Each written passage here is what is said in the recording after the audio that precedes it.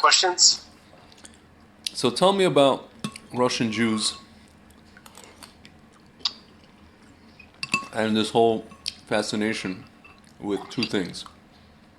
But it's really one thing, but it's two. It's really one thing, but it's two separate things. One is what's called in Russian "не портить отношения," to not ruin relations, Not to burn bridges. something like that. Even though the bridges don't even exist, so you're burning nothing really, or as I like to call it, the bridge over the River Kwai, which is a non-bridge. The second thing, Or a potential bridge. There's still a potential for a bridge. yeah, but in reality, it's whatever. The second aspect, the second thing is the caring what other people think a lot. When in reality they don't really give a damn, and they don't care. So can you enlighten me? I mean, I have my own theories, but I want to hear your take on things. So this is, I'm not saying that this is completely exclusive to Russian Jews, but from my experience, this seems to be, well, I mean, my experience is primarily with Russian Jews, so I mean, that's what I can speak to. But I don't get the sense that this is as pervasive. Yeah. Did I use the right word? Right? It's not as pervasive in the non-Jewish population, meaning in the Russian, the actual Russians, not Russian-speaking Jews. Okay. So this seems to be some kind of. I think it stems from something spiritual. Okay. There's some kind of, as shallow as it might seem, right? Or the way it manifests, it actually comes from a deep place. So you have this thing of like propriety, being proper. Yeah. Right? Or wanting to seem proper. Yeah, it's called keeping up appearances. Keeping up appearances, right? Yeah. There's a certain. It's understood even like though the Jews were not religious at all, and very little of the culture was retained by, after the communist takeover, right? Most of the Jews didn't know anything. Basically, didn't know anything about being Jewish. Like they remember a couple of Yiddish words their parents spoke. Yeah. They didn't know. Like for instance, my grandfather, he went to shul on Yom Kippur and he fasted. That's it. Yeah. And then Hanukkah Gelt. That's all I knew. Yeah. Okay. Yeah. So it seems like those, like even the Jews who still had held on to something, they basically kept their mouths shut. Yeah. They didn't really pass it along. Not obviously. Yeah. I'm sure some of them were hoping that, their kids would take notice and then follow. Yeah. But they mostly didn't. Yeah. Okay. They were hoping that they wouldn't. Right. But so with all that being said, there's still some kind of like collective, to borrow a term, collective unconscious aspect among the Jews, Russian Jews, that there's some sort of propriety that they are meant to keep. So even though the propriety itself wasn't there, but the appearance of it somehow, they couldn't completely disconnect themselves from this burden of propriety. Can I say one quick thing? I noticed that propriety aspect in the frum community a lot, of people who don't necessarily, like people our age who grew up frum but don't necessarily want to keep things, but they're just doing things. It's funny, they're doing things amongst each other. Even when let's say their parents are not around, just to keep up appearances to each other. It's very strange. It's very interesting, that's a little different. Yeah, but they're so big on. I notice this is about Shuva coming into their kind of realm. They're so big on how, like they see like me as about Shuva. I sometimes stumble in doing because these people grew up doing things a certain way, in terms of the ritual aspect, and in shul, for example, and styles of whatever it is, davening and saying certain prayers, and certain like kind of machinations, which I don't have down pat because I started all of this when I was like 31 years old, and I noticed that they are so parochial with this.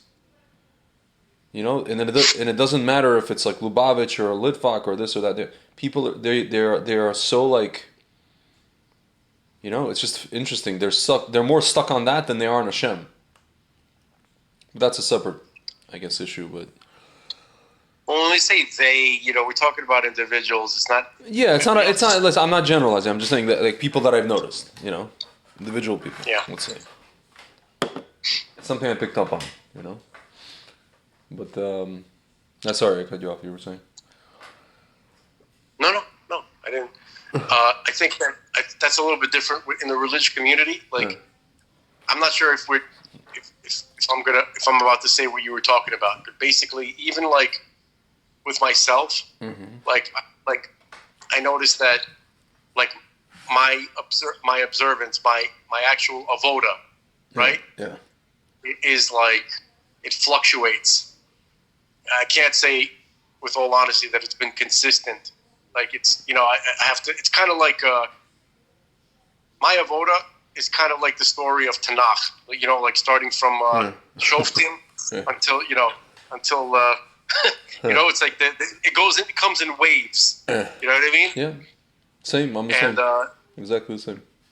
It's like a battle. It's like, okay, let's regroup. And then I'm planning my attack on the Yetzer Hara. And, you're hopefully that you're going to take the whole city, right? But then you end up just conquering, like, let's say some quadrants, right? And then the enemy regroups and they attack you, and then you attack, and so on and so forth. This is the metaphor of fighting the evil inclination that you have. But I noticed that while I'm down, right, while the city is under occupation, let's say, I still, even though it's not that important for me that people think that I'm religious, like I really actually, I'm not, that's not overly concerned, but I wouldn't want to set a bad example. Yeah, sure. That's something else. That's called, Marasayan. That's another, that's something else. So I think that's, what you're describing, that's what it sounds like to me. There are people who are like me, but they don't want to set a bad example, so they, they'll just do it anyway for the sake of their brethren. Not even, no. To them, by them, it has nothing to do with how they are in front of. If you mean in front of non-Jews, for them it's more of a thing of, again, like. No, not in front of non-Jews. In front of other Jews. Marit Ayin. Yeah. Marit Ayin is there is a different concept that you're supposed to be a light unto the nations, right? Yeah. But when you're talking about Marit Ayin specifically, that's specifically to Jews. Yeah. Yeah, but I don't know if Marasayan of Marat Ayin is the motivation on their end. I think it's just like they're raised a certain way, and there's something that's expected of them aesthetically, visually, behaviorally, and they are very like just conscious of that aspect. And could be. Again, it's maybe I'm misreading. Just something I picked up on going to a lot of these like FFB communities, being the kind of like one of two Bali Tshuva, let's say, at any given moment. I'm not saying it's every time like this, but when this happens, it's something I notice. It's something I notice. People, a lot. Look, there's also a thing like it's kind of like. You don't want to embarrass your family. Yeah, no, but I'm saying you don't want to embarrass your family, and there's a lot of desire to just fit in, and when you're desiring to fit in, again, it's back to Russian Jews. It's obviously the byproduct of that is caring what people think. You want to. Okay, so I can't say that I don't know if I'm actually disagreeing with you. We might be just talking about different things with Russian Jews. It might be. Yeah. With Russian Jews, it's different. It's more of a residual thing. Yeah. They They want to look. They want to feel like they are. It's some kind of thing that they don't. It's unconscious. They want to feel like they are. They have some kind of special status. Yeah. You understand? Like for a Jewish person who is not conscious of who they are and of keeping the Torah, right? They still feel they want to feel special. Okay. When we learn Torah, we learn that our specialness is not important at all. Only God's specialness is what we focus on, right? Yeah. But when you don't have that, right? But you come from a royal background, let's say, right? Like Jewish people. Yeah. Okay? So you wanna the only thing that you can attach to that is some kind of like residual feeling in the back of your mind and the subconscious is that you come from some sort of exalted pedigree, right? You come from a famous you come from royal people, right? So you wanna somehow be connected to that, not consciously. They don't know what it is, okay? And they don't know any better that attitude is pompous and that's not the way of the Torah. But yet that's their connection. As weird as that is, you understand? Like they just have to feel like that they have a special. They feel like they got to be the best. Or be looked at. It's kind of like, I'm telling you, I'm like, planning my sister's wedding. And there's talk of like, if you're going to do this party, if you're going to do a party, you got to do it, do it right. And I'm sitting here saying, what's right? No, what's right? And I'm saying, see, my language is being misread. When I say something simple, it's translated by the person that's listening to me as something crappy and cheap. No, what I mean by simple is simple. It doesn't have to be crappy. Simple just means not complicated. Very nice, but not complicated and not elaborate. And not necessarily an arm and a leg. That's what I mean by simple. Simple means like anav. Like anav, not showy, not flat, anav. Like it could be nice. It could be nice, It could be tasteful. It could be elegant, but it doesn't have to be. It doesn't have to be like Rambam Bra Sis Boom Ba, whatever. Bada bing bada boom. It's really weird that you said that because I was just thinking about Rasputin.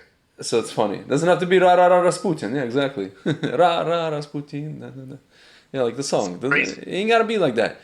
And it's just like this whole battle of like, just, будет, in Russian it's like, будет позор. It's going to be an embarrassment. It can't be whatever it is, it can't end up being an embarrassment. We can't be embarrassed. By the way, there's also this other thing where you gotta, there's a huge, I can't believe that this crossed my mind. For Russians, it's very, very important to seem rich. Okay, even if they're going to drive, they're going to drive a Mercedes, even if if their credit cards are maxed out and there's nothing in the fridge. I can tell you, definitely going to be wearing. They're going to be wearing. My family is not like that. My family is not like that. I can tell you that much.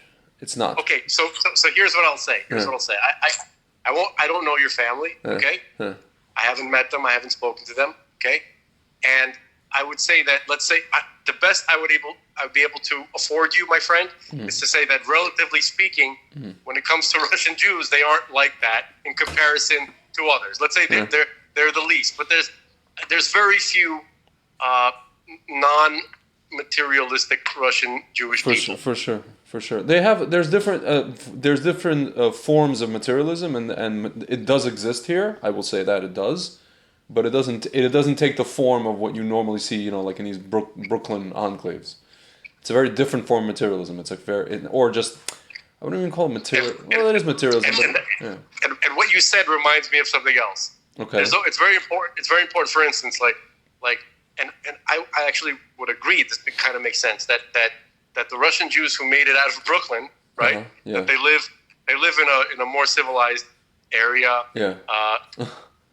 They moved to Long Island, they moved to Fair Lawn, they moved to, they have transcended those Brooklyn peasants and their flashy and their vulgar flash, right? But that's just a different level of materialism. It's just, do you understand what I'm saying? Yeah, but it's, A lot of it is it's less materialism. I would say it morphs into just entitlement.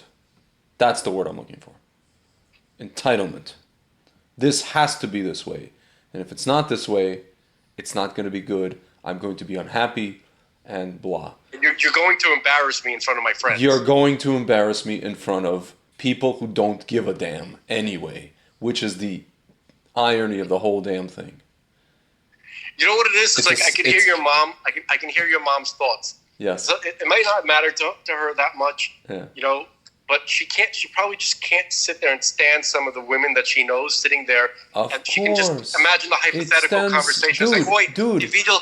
Ой, ее дочка имела такую дурную свадьбу. Я даже не понимаю, почему-то. Ой, это ужас. Dude, you know what this is? Dude, you know what this is? Do you know? You ever been at work? Obviously, like in an office, right? Yeah. And your manager is being a piece of you know what to you. Do you know why Right. he's being a piece of you know what to you? Because there's he someone can. because there's someone above him being a piece of you know what to him. He's just passing the Right, savings on to the customer. That's exactly what they do. Because, you know, she cares, you know, the sentence that comes out is your grandmother's going to give me a hole in the head over this. So she's not doing it because she wants. She's doing it because there's going to be a hole in the head from the manager. Right. There's always someone on top of you who's going to annoy you. Yeah. And whoever the hell is annoying that person, I don't know, because she's the oldest one. I think at a certain point, let's say, you know, if you spend the first 35 years of your life, right, with someone over your head, Yeah. and you know, you're and a huge amount of your energy every day is spent to not be hassled by this person, so you go out of your way, right? Yeah. That once you get to the top, that doesn't that person, you're the one who is on top of you, right? That person, even if they're gone, they're not gone. Yeah. The phantom of them is there. Of course. Of course. Of course, of course, of course. Okay? Very much so. This is kind of, I think we're making progress here, Greg. We're starting to understand. Yeah, I mean, so now the trick is to just somehow transcend all of that, because, you know, man, I'll tell you, you know, even like to begin with, I was, dude, I'm probably the most, even more so than my father, I'm probably the most minimalistic person in my entire family. And people, you know, everybody from like people in my family to women I've dated can't wrap their heads around it. It's not like you know, like you say, men are more like this than women. But by me, it's like I'm even more so than most men. I just don't, you know. It's like I've been accused by women. I haven't never been accused by women of you know, being not nice or being, you know, being not like a mensch, being not this man. I've been accused of women of not caring. Not that I don't care. I do care very much, very much. I just don't. Okay, so it's funny. It's that you could ask my wife. You're describing me, right? Yeah, Like I care about quality. I need the tools for what I need to do in this world. I need sometimes it's literally tools. Yeah. Okay. Like I need that giant chisel. Yeah. I need it. Yeah. Okay.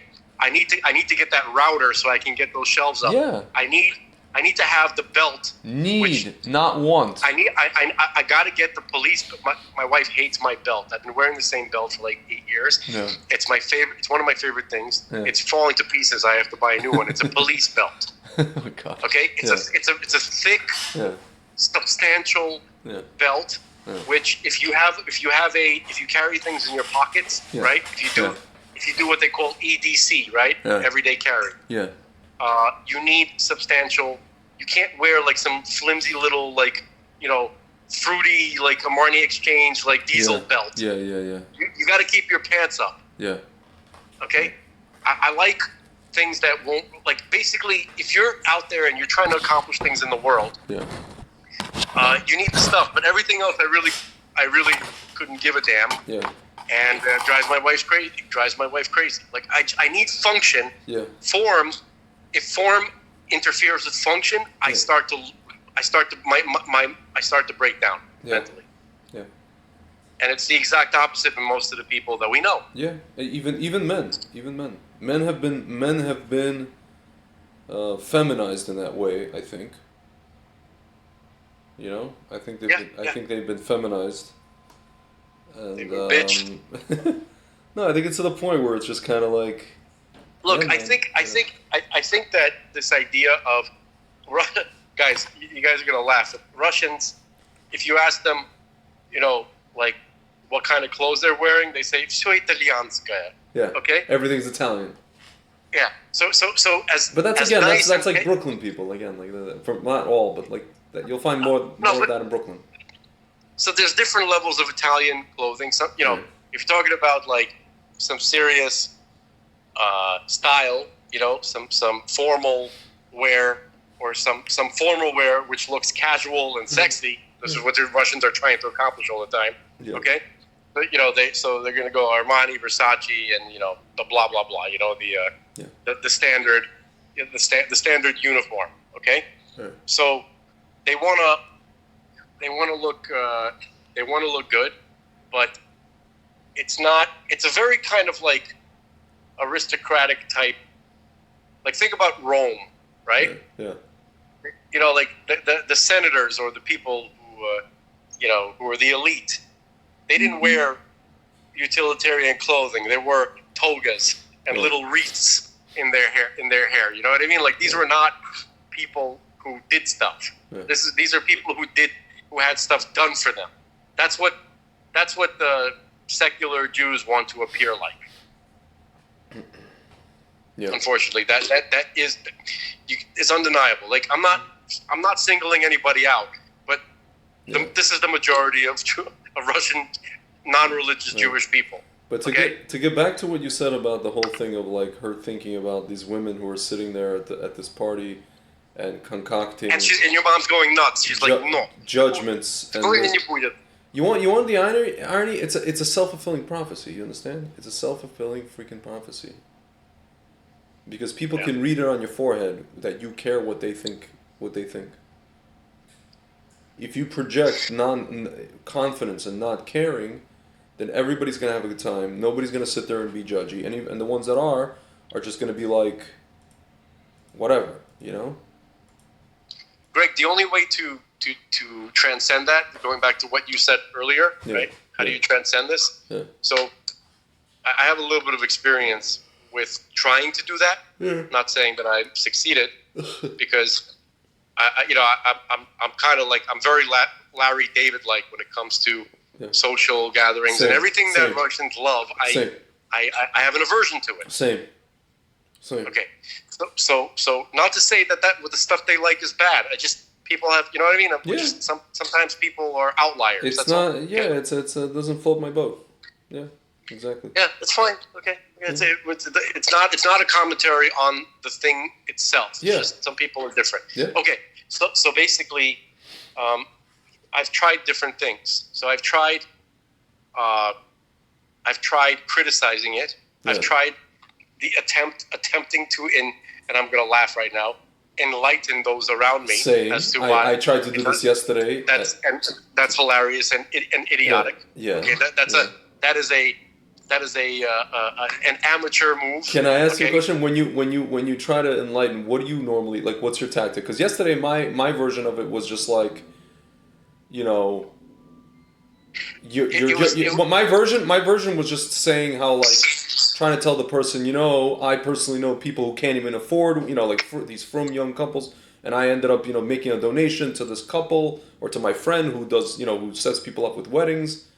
And they're so happy. You know, it's like you're trying to give them perspective. You know, you try to give them, and they don't care. They're just like, okay, we're not those people. Right, which is a point. Yeah. Okay. Yeah. Because I tried to do the same thing, and I didn't understand that. You see, I was surprised that there's a wisdom that my parents and older people have, regardless of whether or not they learn Torah. Yeah. Okay. Yeah. That perhaps I couldn't appreciate, Yeah, right? yeah. So, but they're not able to express it. Yeah. Okay, and here's the wisdom. The wisdom is, look, that's all well and good, Greg. Yeah. You and your friends and all the kind of stuff. And of course, there are people who have different situations. Yeah. But we function in a society.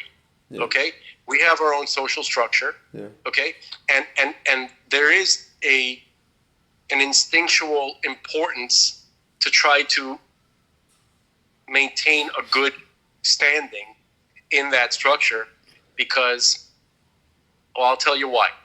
I'm going to use some hyperbolic examples, okay? Yeah. And this is something that everybody can relate to. After you use it, tell me. I'm gonna ask you a question, follow-up question to that. Go on. Sorry. No problem. I'll try to make this brief. I know it's that okay. I'm long-winded. Yeah. By the way, I also say right or okay. Yeah. Like, I have to stop. I'm gonna consciously try to say right and okay Yeah. less. Okay. Okay. All right. Okay. Okay. Okay. Okay. Okay. All right. Okay. Okay. I can do this all night. I can do this all night. Drugs are bad. Okay. So here it is. Don't Here's do bad. here's Don't the do drugs. here's the hyperbolic metaphor. All right. Let's say we are in high school, or even junior high school. Right. If somebody comes up to you in assembly or in the lunchroom and slaps the shit out of you, right? Unless you fight back as hard as possible, you are finished. Yeah. You are finished. Yeah. You are finished. No one will want to be friends with you. No chick will want to date you. You will be the nebuch of the school, and that will create this butterfly effect, and kind of spread out to many other things. Even your teachers, like, let's say your coach witnessed that, right? And she's like, all right, this kid, I got to work on this kid. This kid needs some help. All right, we'll take him to the psychologist. Now you have a record that you receiving psychological care, and one thing leads to the other, and it builds on. Do you understand what I'm saying? From that one crucial event, that one crucial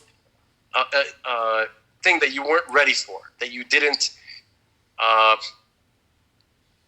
appreciate the danger that could happen to you. Yeah. Okay, so now your confidence is shattered. How's that going to be for your grades? What's that going to be for your choices in job? Right? It's going to lead step by step. Yeah. All these things are connected. Okay, so men, we instinctually, even if we're not internally, even if we're not violent people, or if we're not brutal, or if no one else was around, right? If there was nobody around for who to judge you, right? Yeah. Sometimes we wouldn't even be like, all right, dude, I don't care. Can you just let me get back to my beer? Yeah. I don't actually feel like fighting you right now. Yeah. But when people are watching, especially people who are in your social circle, right? Now you gotta fight back. You have to, because your business partner is not gonna want to be your business partner anymore. Yeah. Right? Yeah. Okay? You can't let them compromise your position. Yeah. Okay? That's why people have to retaliate. That's why people feel they have to retaliate. Because those who have disrespected them have compromised their position. Yeah.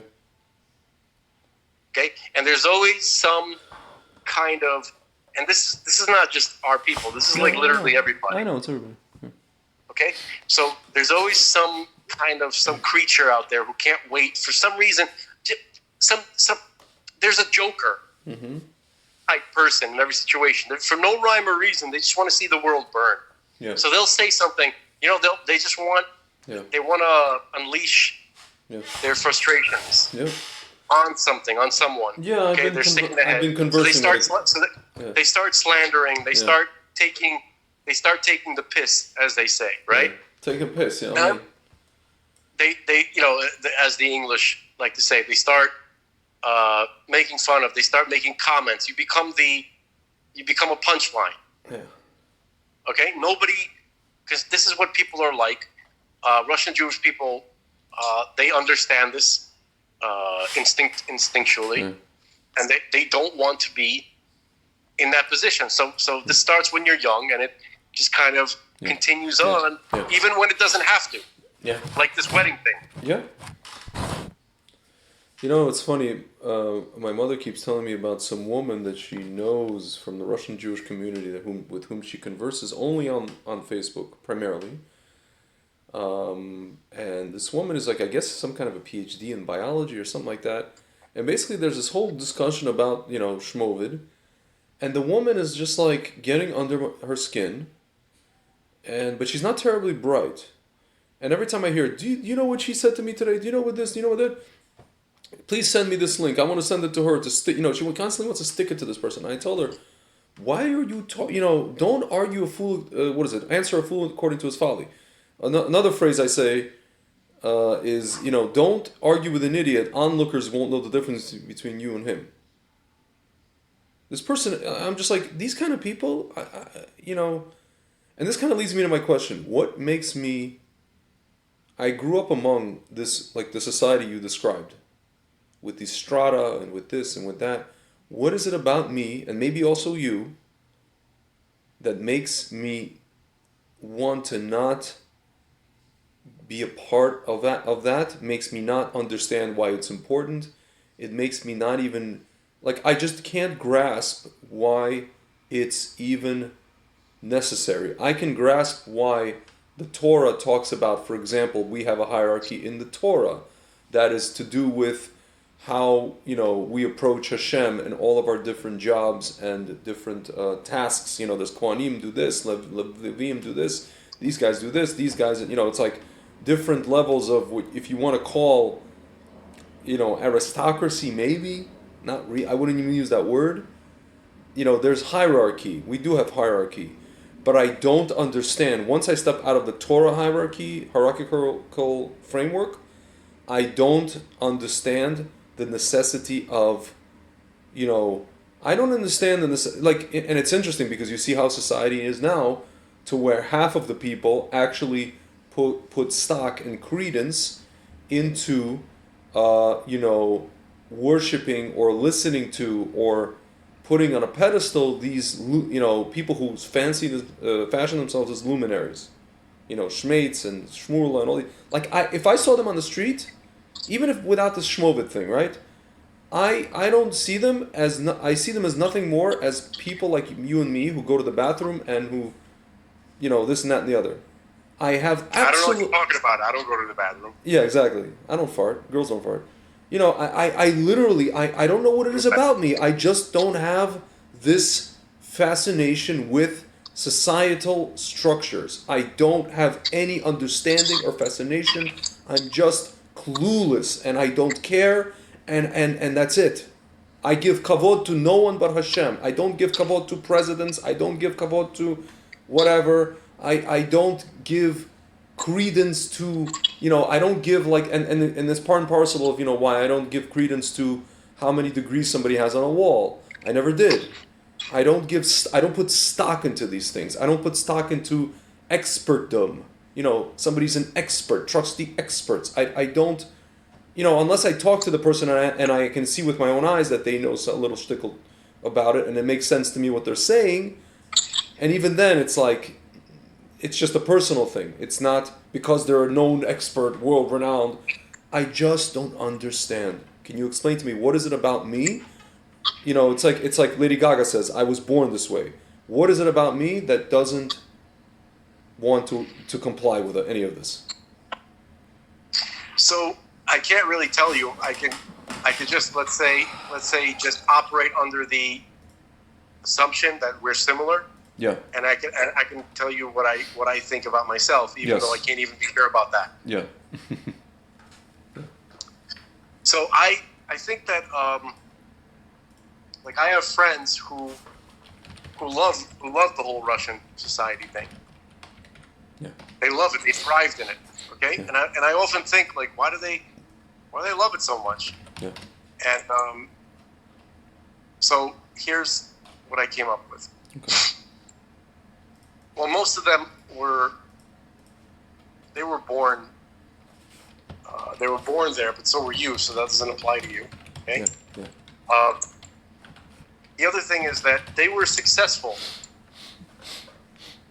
in that society. Do you understand what I'm saying? Like they. Yeah, I guess. They had some sort. They've achieved some sort of like social standing. Yeah. Success. They they got into it. They were like, Can I pause you for 1 second? My parents did not, only because that they already expressed, they signed up to leave the Soviet Union in 1977, and they basically were essentially blacklisted for 10 years.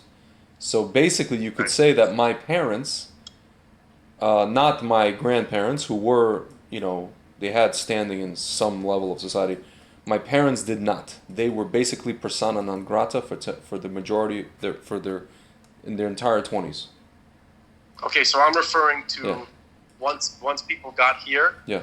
the children, people Yeah. like of our age group, Yeah. Okay. okay, in America. Yeah. Okay, so part of Russian society in America. Mm-hmm. I always kind of look for the most part. I guess I was a little bit different because I didn't have that many Russian friends until I became religious. Actually, Yeah. believe it or not, Interesting. I went to public school. I went to Yeah. public elementary school, public junior high school, and then most of ninth grade in public high school. Wait, there weren't Russians in your high school, junior high school? It's in Brooklyn. There's tons of Russians. No, there were, Yeah. but I didn't really relate to them. Really? Because, yeah, because I think it was maybe like a language thing. Yeah. Like also I was born Yeah. in the United States, and I didn't understand Russian kids. Like Interesting. I understood words that they were saying. Yeah. I didn't understand. They were different. They Yeah. felt different. Yeah, I hear. Okay, their whole mentality, like I couldn't get them. I was way more similar to my Italian friends. You were Americanized. But yeah, but like your parents, you grew up around your parents. So like, how was it? My that, parents, and your brother. My brother he was very little when he came. He was like 4, Yeah. 3 or 4 when he came. Yeah. So he doesn't remember. He was also very Americanized. Yeah. But I was Goomba, like I was basically grew up kind of like a little Guido. All right, I hope that listen, Italians in Brooklyn, they're not going to get offended by hearing that. They I know exactly they're what I'm not. talking about. Yeah, they're not. They know what I'm talking about. Yeah. Okay, so it's just a type of Brooklyn guy. Yeah. That's all it is. It's not, Yeah. It's like a modern Fonzie. it was something like that. Yeah. Yeah. It was more like that. And they're not bad guys. No.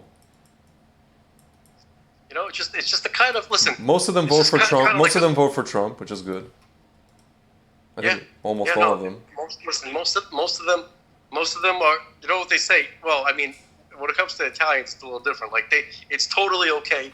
Like these guys, you got some big like Guido, right? Yeah. He goes he works his ass off. He makes decent money. Yeah.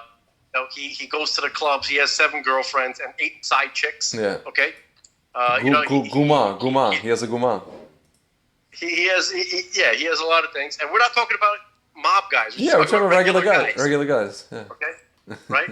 And whatever they go to church, Yeah. right? They drink, smoke, and they like nobody's business. Of But course. but their mother still thinks they're a good boy. Yes. You know what I mean? I They live at know. home with their He's like, mom. why could you say Totally acceptable. it's like Joe Pesci? Why can't you get yourself a nice girl? I got a lot of nice girls, Ma. I meet them all the time. That scene is so evil. I know. No, I mean honestly, those movies. Yeah, I know. That's one thing that like, it's funny. Like, it seems like the Italian guys were more conscious of this. Like, Yeah. my Italian friends, I'm like, this shit is evil. They're like, yeah, man, it's really screwed up. But other people, like Russians Yeah. and black people, I've noticed this. Okay, Yeah. that they almost idolize Yeah. I know. those kind of movies. Which Like one was Casino that? and this kind of stuff. You know what I mean? Like even Italians don't idolize that. I know. Yeah. You know what I mean? Because they know, because first of all, we all kind of know, it's not, I'm not, we all kind of know gangsters. Yeah. There's every neighborhood kind of has like your local gangster. Usually a nice guy. Usually that you never have any issues. I'm not gonna say the one in my neighborhood, okay? Yeah. But he lived actually a block down from me, and Yeah. whatever. Okay, and so he told me one time I saw this, and he knew me by name. He actually knew the neighborhood kids Yeah.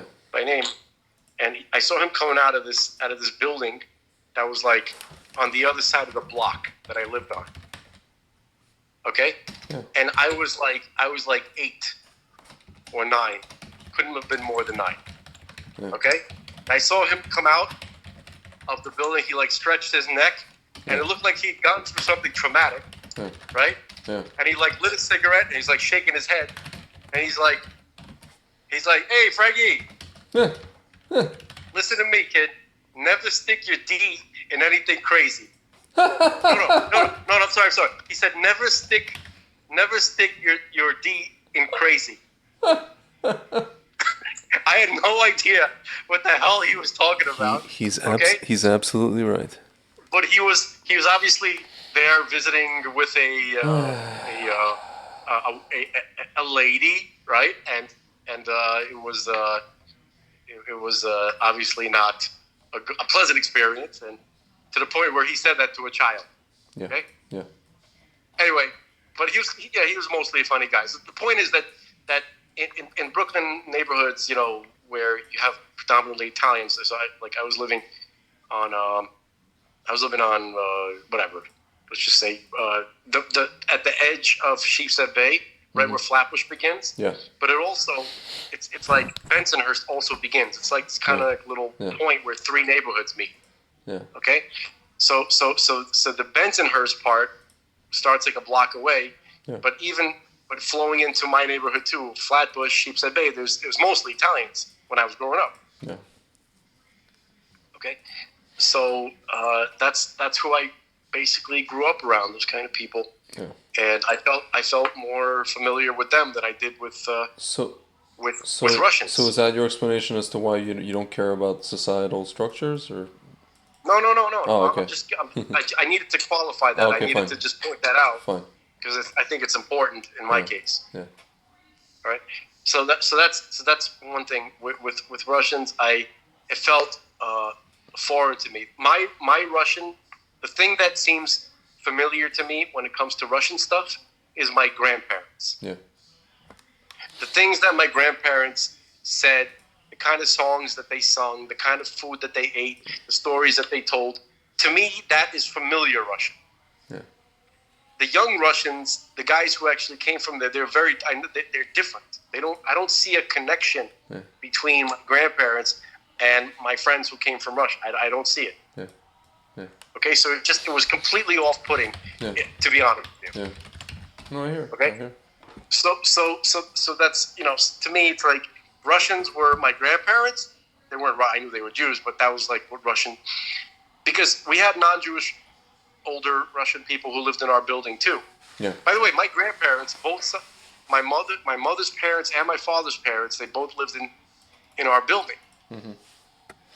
Okay, and my mom's brother and her cousins, okay, also lived in our building. So this is the kind of Russian people that I knew. You know what I mean?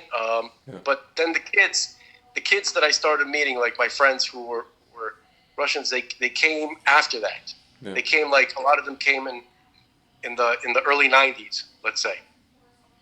You know what I mean? And that was already a completely different type of person. Yeah. Yeah. So that's one thing. That's why I couldn't really, I don't think I could ever really find my place, nor that, the truth is I didn't really want one. Okay? Yeah. But there are people who like the Russian culture, who like what I felt unfamiliar and uncomfortable with. Okay, so that's one thing. Yeah. That's a big deal. I think that, I don't know, like, when you were growing up, was it predominantly around Russians, or like who were you hanging out with? Yeah, but it was like people like myself, like you're talking about, like friends. It was like Americanized Russian Jews, people who came to the States when they were younger. Were most of your friends like either born there or gotten there before you, or similar to you? Similar time frame. I came, let's say, some of my friends came like after '87. Some of my friends came when they were little. Very few of my friends were born here in America. Some of them were like 2, 3, Others were a little bit older than me. I was 6 when I came here, 7. Some of them So, were, yeah, I noticed, like, for instance, a lot of, like, I noticed that some of the Russian, like, let's say my parents' friends who actually Yeah. came at the same time in the late 70s, right? yeah. And their kids, but they ended up living in places like Brighton, right? So And I'll tell you, we lived on Avenue Z in West Street, but I'll tell you, my elementary school had, it wasn't just Russians. There was everybody. You know, I was basically in like the UN of, my elementary school was just like Italian kids. Actually, it was like half the kids were Italian because you're talking about Avenue X and McDonald. It's a very Italian neighborhood. I had like some Puerto Rican kids. I had like black kids there too. so I'm starting to think right now. So in my let's say in my elementary school, the first 6, Yeah. I think it was me and maybe there was 4 other Russian kids. Hmm.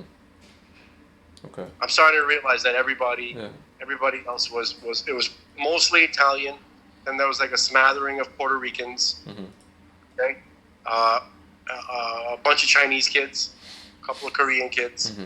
and that's just what it was. Hmm. There were very little in my school and in my particular neighborhood. Not that many Russian kids. I think that's probably another thing that Yeah. makes me whatever.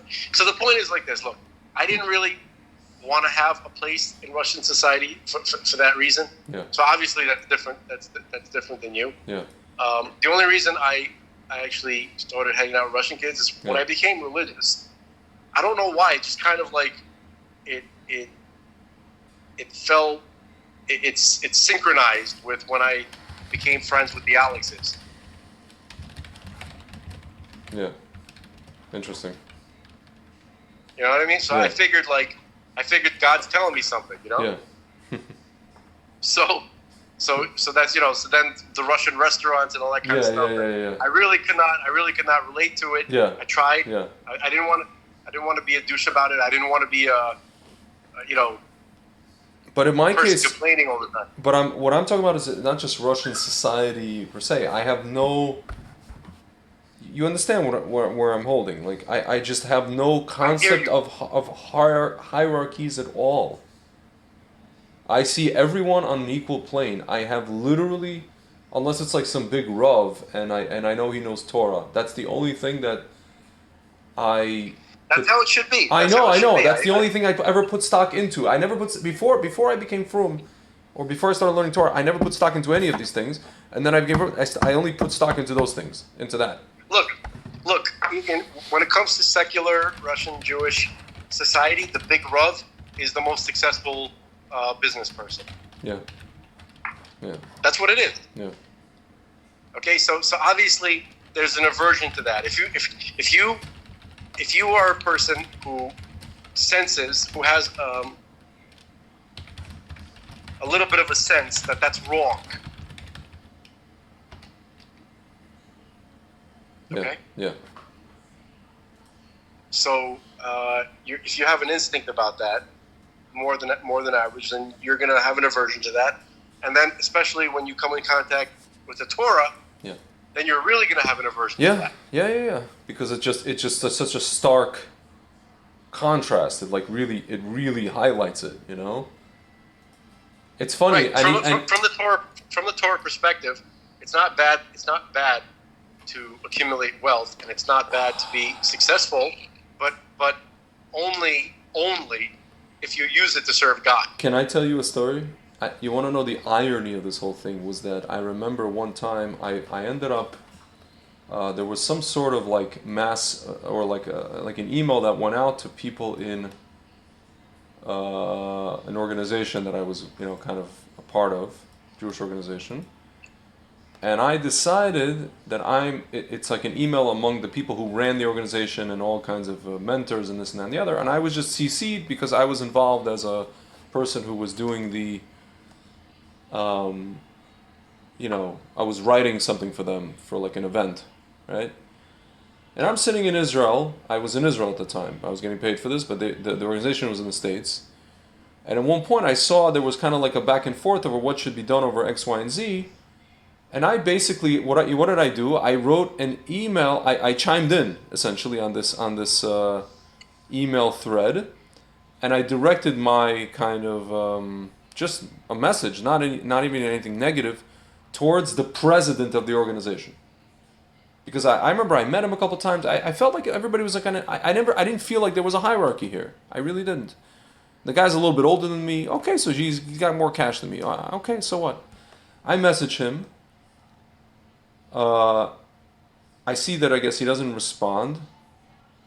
And then my friend, who I guess she was the director of the thing, she writes to me, "How dare you do that? This is the president, such and such." And I'm like, okay. You have to understand something. At that time, I had just spent 3 years in Israel. You know? The Israeli army doesn't even have hierarchies as much as they have ranks, but people address each other when they're by their first names. And I had absorbed a combination of, I was in yeshiva. I had been in yeshiva. I was in Israel. I worked for like an Israeli company where like the CEO wanted me to talk to him as if like, to tell him everything on my mind, to be a chutzpan, to be chutzpah with him. So I got used to that also, right? So yeah. I just took liberties, and my friend was just like, "How dare you, this and that and the other?" And I'm like, "What do you mean, how dare I? I'm a person. He's a person. I am making a suggestion on what we should do about this and that and the other. Just okay. Like, what's up? What am I like insulting the guy? No. What am I like? I didn't understand. I couldn't wrap my head around what this person." So what was? Just out of curiosity, what was the reaction of the guy? What was the protocol to speak to His Royal Highness? There was no protocol. The guy didn't even care. It's this woman who cared. About again, it seems to me a female thing, like you said before in another conversation. It seems to be more of a female thing. This keeping up appearances crap. But I will tell you what I notice more and more in world politics now. You see that that's the case. Also, and you see it with men as well. And you know what I see it? I also see it in the Jewish world with certain people, like even rabbis who are kind of like active in the community. They are very, very self-conscious about this whole keeping up appearances thing.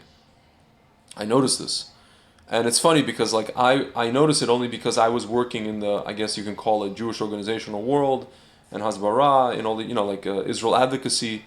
And I noticed, like, I would go to events, or let's say I'm doing an event, like, with my wine, or just, like, going in an event and networking, right? Or speaking at some event, or whatever it is, and there's, like, an introduction being made, and I'm just, like, having a blunt conversation. I'm being me. I'm, like, having a blunt conversation with, like, the president of WZO or something like that.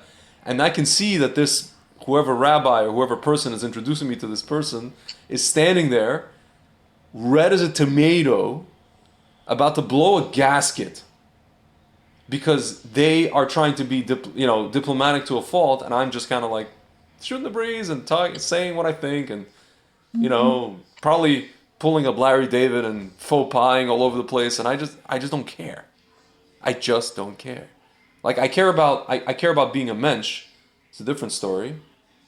I always am a mensch. I'm never not a mensch with people. But I will, like, I'm the kind of dude. I came up to I went to an event, like a private event in the city, and there was this guy who was like running for Knesset. He was like, and I actually saw him in the news. He was like a general, like one of the top generals in the IDF. And I came up to him and I started asking him about the dynamics of like him and some other politician. And he's looking at me like, how dare I ask him this? And he had nowhere to go. It was like an apartment, it was like a small apartment somewhere in the city. And he felt like, and he just kind of like tried to give me some answer, and he probably didn't even expect, like, why would somebody ask him that in private? Somebody doesn't know him. I just asked him. I was just like, so tell me about like your your dealings with this guy. And it's just like, what? He looked like he just saw a ghost. Dude, I have no concept. I have no concept of these hierarchies. I really don't. Yeah, it's very funny that you're saying all this kind of stuff, because I've been heavily criticized Yeah, yeah, and same. to the point where they're saying that my life, to the point where I'm almost considered crazy Yeah, because same. I don't give a damn. Yeah. I really couldn't if I'm speaking to somebody, Yeah. okay, I've met people who are very accomplished people, very very accomplished people, okay, Yeah. and a lot of them are like amazing humble people that don't like the the pomp Adulation and the and circumstance. attention and whatever. Yeah. They just want to kind of want to get on with their thing, and they want to be treated like normal people, okay? Yeah. And even if they didn't want that, I don't think I would be able to produce. Oh my God! Hold on a second. Yeah. Is everything okay? Oh. Her paw stuck in a pillow, and she couldn't get it loose. The pillow slipped off the floor, and she just went nuts, basically. Oh my God. Okay, she's okay. So basically, I do not have it in me to treat somebody with some sort of respect that I can't organically produce. Exactly. Why? I don't even understand why. What are they gonna do if I give them this fake, respect that they feel that they're entitled to? Yeah. What are they gonna give me? Their money? I don't understand. What do I stand to benefit? Do you know what I'm going to say? I think it goes back to the fact that we are, first of all, this is Moshe Rabbeinu's Yortzeit and birthday. And he did not bow to Paro. And also this is the month of Adar, and Mordechai did not bow to Haman when everyone else would. And I think there's something in us that is like that. Is that accurate? I mean, it's a big lahavdil, obviously. On the one hand, yes. On the other hand, maybe we shouldn't say that because we are. Yeah. They are. I said it's a big lahavdil. I'm not an. No, I'm saying yes and no. I'm saying maybe we shouldn't. Yeah. We shouldn't feel like it's such a big lahavdil, but at the same time, stay real. Yeah. So, man, it's I think I've noticed people be very respectful and basically suck up to people who they think can benefit them financially. Yeah. And it's disgusting. Yeah. Okay. That's all. I mean, I think that's what it is. Maybe that's what it boils down to, Greg. Yeah. We think as secular Russian Jews, we coming from that background. I'm not saying definitely not my father. Yeah. Okay, but I've seen people criticize me for not sucking up to people. Yeah. And not being able to be fake. My parents are also like that. They can't suck up to people to a fault. They can't be fake, but they also can't. On the flip side, it's like sometimes it's to a fault. They're very. It's like sometimes you don't need to be fake, but sometimes you need to just be like a mensch for its own sake. But also maybe I misspoke because. Hang on. What's going on over there? Somebody's making a. What's it called? Somebody is in the kitchen. Okay. Yeah. So basically, it's not so much that they're fake. Okay, I actually take that back. Yeah. It's worse than that. They're not fake. Yeah. Okay. Yeah. Because who are they sucking up to? Somebody that they respect. Yeah. Who do they respect? Somebody with a lot of money. Yeah. or just standing or some title. being famous or something like that. You know, Yeah. like every kind of like secular. It's so different. Like, you know, like secular Russian Jewish, and not just Russian Jewish, but just secular in general. You know, like whenever they see a famous person, right? Yeah. Yeah. They, you know, they want to put their kids next to them. Yeah. Maybe it'll rub off. Maybe Yeah. they'll find an opportunity. Yeah. They see stars in their eyes, Yeah. Yeah. and this is a serious problem. Yeah. It is. Okay, because they're not because someone is rich or famous, right? Yeah. You don't want to put your kid next to them. No. Okay, because that doesn't mean they're being rich and famous doesn't mean you're a good person. No. Doesn't mean you're a Exactly. safe person. Exactly. All right, and essentially, people like, if I want to be hyperbolic, they hold their kids out. Yeah, they do. They tell them, sell yourself. They This is pimp- what you have to do. Yeah, they pimp This is them what you out. have to do to be successful. They pimped them out. Yeah. They pimped them out. Okay, you're never gonna hear. You never look. Maybe you will, but I've never seen this. You're never gonna hear really a Russian Jewish parent tell their kid, you have to keep to your principles. Never, Yeah. never submit for any amount of money for any position. Yeah. It's always, what do you do it? Do it. You're gonna lose your job. Then you're gonna be on the streets. Yeah. Listen, dude. It's just- Dude. it's frantic. Dude. Can I tell you? I just got a call from a friend of my mother about her son, 34 years old, 35 years old. He doesn't want to schmacks at his company, but they're giving whatever, like Baruch Hashem, they're going to give a religious exemption opportunity, whatever it is. But she's just like, ну он же потеряет работу, и что будет потом? And I'm like, they have an office in Miami? Yes. Ну это, ну то. Yeah, and I tell her, and she's kind of, she keeps Shabbat and stuff. I go to her, tell her name, so and so. Can I ask you a question? Like, I know her well enough to ask her this question. Is your health worth? Is your job worth your health, or vice versa? And she goes to me, no. You could say that for anything. You could say that for getting on a plane or getting in a car. I said, yes, you're right, but you choose to get in a plane. You choose to get in a car. No one's putting a gun to your head to get on a plane and get in a car. But these people are forcing you to take something at the expense of your job, at the barrel of a gun, or you lose your job.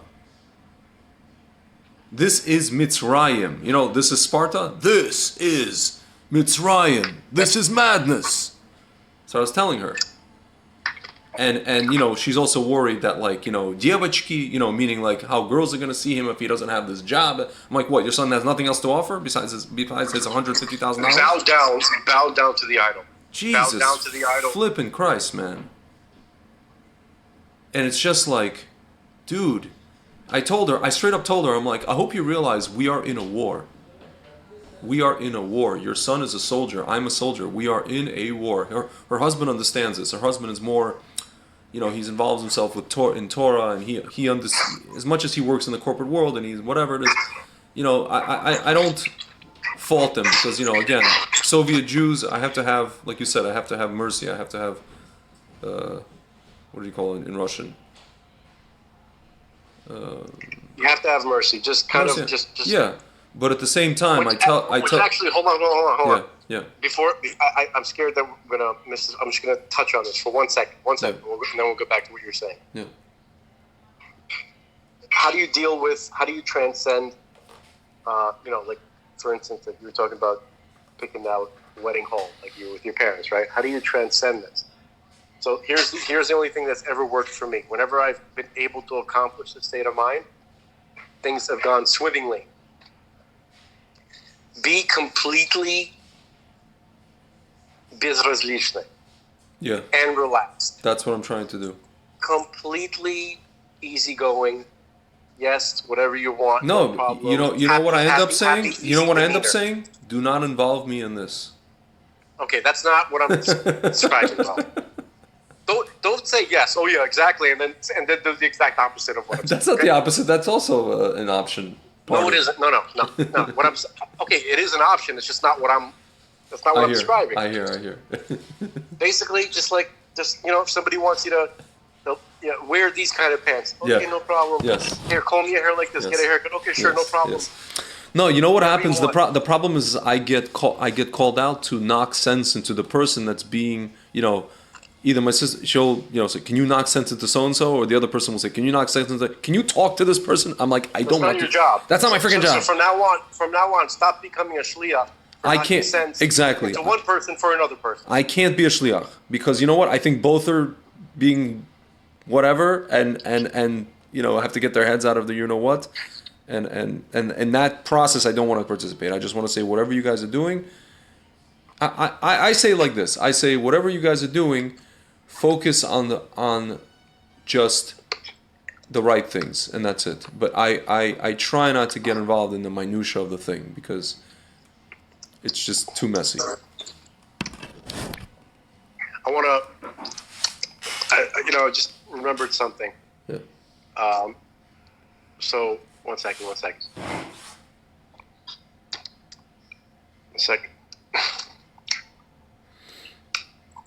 I'm trying to remember. Okay, so basically, there's a famous samurai from I believe, probably like 400 or 500 years ago, right? It's most famous samurai, Musashi. Okay, he's a philosopher. He's very, very famous. Okay, he was. One second, I'm trying to find the name of the priest. So basically, Musashi was like this. He basically was abandoned kind of by his family, and he grew up in the forest outside of the village where his family was from, and he was bigger and stronger than like anybody that they've ever seen in Japan. Okay. And by the time he was 13, he killed somebody with his bare hands. He was a great warrior, but he was just an animal. And then I can't recall how it happened, but the local Buddhist priest, I'm just trying to remember his name, and it's driving me crazy. Whatever. Yeah. Okay. So anyway, let's fast forward many, many years. Musashi has become civilized. He has become enlightened. Right. He's read everything that there is to read. He is famous in Japan for his sword skills and for his ability to philosophize. Okay. Yeah. And his teacher was this Buddhist priest who lived outside of his village. He was of the local temple in his village. Okay. And he was a character, this guy. So he got to the point. So when they were like meditating, right? So one of the ideas is to become completely in touch with nature. Okay, flow with it. To become somehow it's kind of like the force. You know what I mean? Like to hook into it somehow. Okay, get into a meditative state and to hook into it. Okay, so basically they kind of had these like these spiritual pissing contests. Like, you know what I mean? And the priest was always a leg up. He always had a leg up on him. So there's this like setting where they were both meditating, right? And there was a snake, and the snake, when it sensed the presence of Musashi, and it went around him. It feared him, right? Yeah. That's one level of being hooked into nature, because the animal sensed you, right? You were hooked into nature, therefore the animal can react. Something that's part of nature. It senses you, okay, because you're hooked into it. Okay. Now the priest, what happened was the snake, instead of going around him, the snake slithered over his head. Didn't even sense that he was a person. He was so at one with the universe that the snake didn't sense a presence. No. Okay? Yeah. Hold on. Yeah. This is being at one with nature in my home. There's blenders in nature. Okay? Yeah. And sometimes you just have to go upstairs. No problem. So, for the folks at home, this is, we're not in the studio. It's a place where people live. Yeah. By people, I mean my wife. Okay? So basically, what am I trying to in a very long-winded way, tell you, be like the priest Yeah. in the story. Be like water. Yeah. Like, just be so not present. Like, Yeah. your mind is so disconnected from whatever's going on, and everything is so absolutely, Yeah. it doesn't matter, and it's so petty, and it's such a silly thing to waste energy on, Yeah. right? And it doesn't matter because regardless of the setting, you're there with your family, right? There's people who don't have that anymore. Yeah. For sure. So it doesn't matter what the circumstances are. Yeah. Just focus on the fact of how amazing it is that Dude, your family. you keep cutting out like you're like 20 feet away. How about now? Yeah, it's better. Okay. Right. So you're there with your family. It doesn't matter what the context is, and just focus on how amazing that is. Don't care about anything, the details at all. Go along with everything. Be completely at peace. If you become like this, like right away, you're gonna freak your parents out. Yeah. Which is another which is incentive to do that. They're like, что такое с Гришей? Yeah. Что такое? Почему он такой? Why is he so easygoing now all of a sudden? Is he on drugs? Are you feeling okay? They're gonna start like feeling your head with their hand, like to see if you have a fever or something like that. У тебя температура. Right. So just and you're gonna say, first of all, if you wanted to inspire, that's the only way to do it. Yeah. Okay, to completely transcend. Yeah. Completely transcend. Yeah.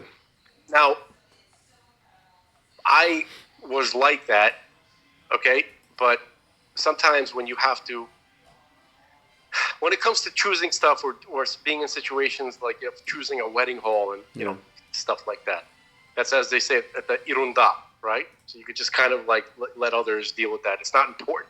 Your input is not required there. Right? I know. Okay, so it's easy to be like that. And I try to be like that whenever I have a chance. But when people are in danger of harming themselves, you can't be like that. You got to get up in their face. So you got to save your energy for stuff like that. Yeah. That's all. That's what I would tell you. That makes sense. Yeah. That makes sense. It's just interesting to me how I never really.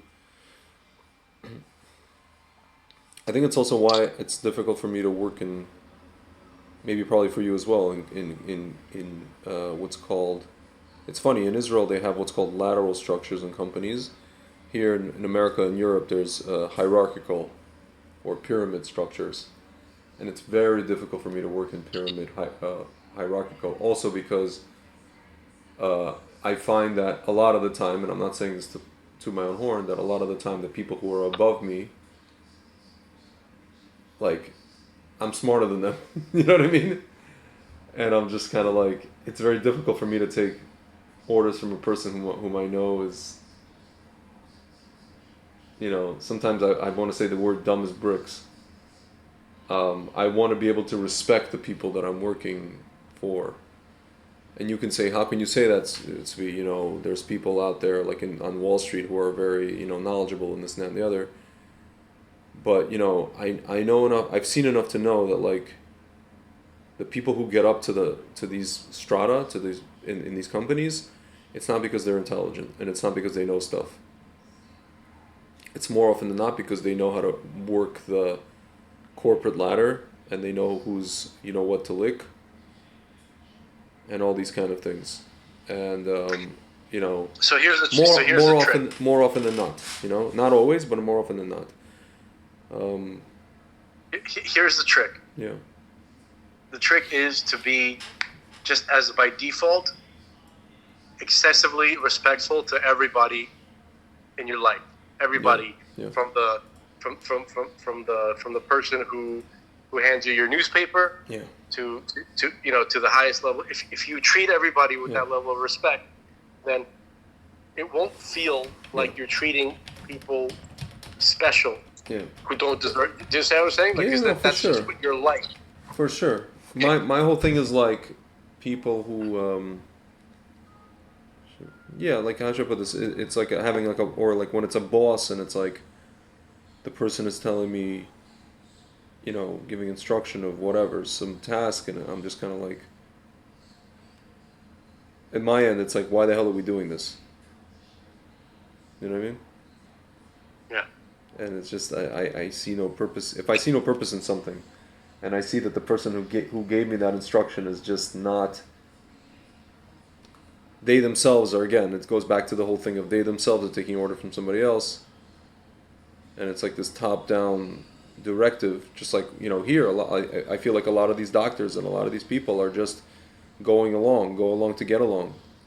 They don't want to lose their job, and I'm just not the type of person, and that's why I don't, you and I, we don't understand those people. We have zero respect for those people, for those doctors, who at the end of the day are not going to be able to say, these are the doctors that are sitting around and trying to keep up appearances, but they're not, when the poop hits the fan, they're not going to be able to say, oh, I was following orders. And and you, people like, well, not you and I, but people who took this garbage in their bodies are going to come to their bosses and say, hey, you made me this. I didn't make you do anything. You had a choice. I didn't force you. I didn't come to your house and put a gun to your head. I only threatened to fire you.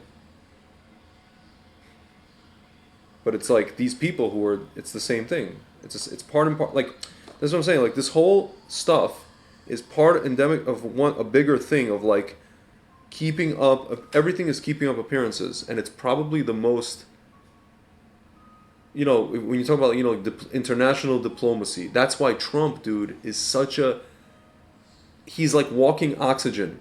You can breathe him in, oxygen, because he doesn't keep up appearances. He's like the anti-appearances, even though he's like, he comes in a suit and but he's like, you understand, right? Yeah. He's sure. just saying, he's calling people out in public, like at some G20, G7, G whatever meeting, and he's trolling them in public, and they deserve to be trolled. They should be trolled. No one ever trolled them before, and that's what infuriates them. He's not treating them like the royalty that they think that they are. Expect to be treated. Yeah, or let's say even if they are some sort of like aristocratic, I don't know, they go, I don't know, Rothschild, it goes back to something 500 years ago. He's just saying, dictator. I represent the people. I represent the plebeians from which I come from. I'm just a glorified plebeian. That is all I am. And suck it. Okay? This is what he's telling them, and they don't like this. He is the person, he's a man after my own heart, and after yours probably as well, and after many people. And it infuriates these people to no end. I can tell you. It's like how dare you come and be real? We've been keeping up these appearances for years. And it's worked, sort of. Not really. People see right through us anyway. To the point where they elected you. But nevertheless, we will get rid of you.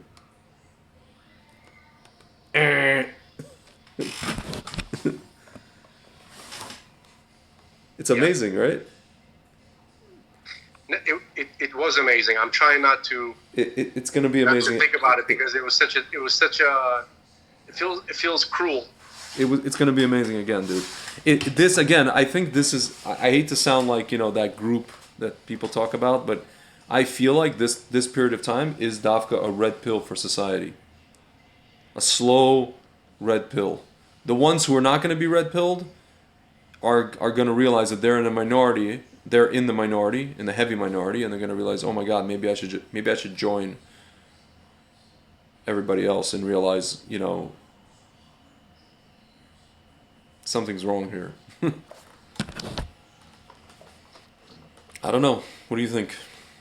Or you think we're in such darkness and that's just going to stay that way until Mashiach comes? No, I mean, I don't think that. I'm not committed to darkness, dude. I know. I hear. I'm ready. I'm ready for it to go away ASAP. I'm not. Yeah. I'm not gonna keep us immersed in it. Yeah. Okay. I'm ready to get out right away. I don't know anything. That's all. Yeah. I hear. I don't know how to feel about the fact that we had a couple of years of light, Yeah. and then back into such darkness that it's unimaginable, like darkness. Yeah. And it just I'm sick of the pattern. I hear, man. I hear. The back and forth. Yeah. So all I'm hoping is that whatever the result is, that it's that the darkness is done away with. But you realize that these people now, how many times have we found ourselves saying, when they're when we like, for example, like this whole thing on LinkedIn, right?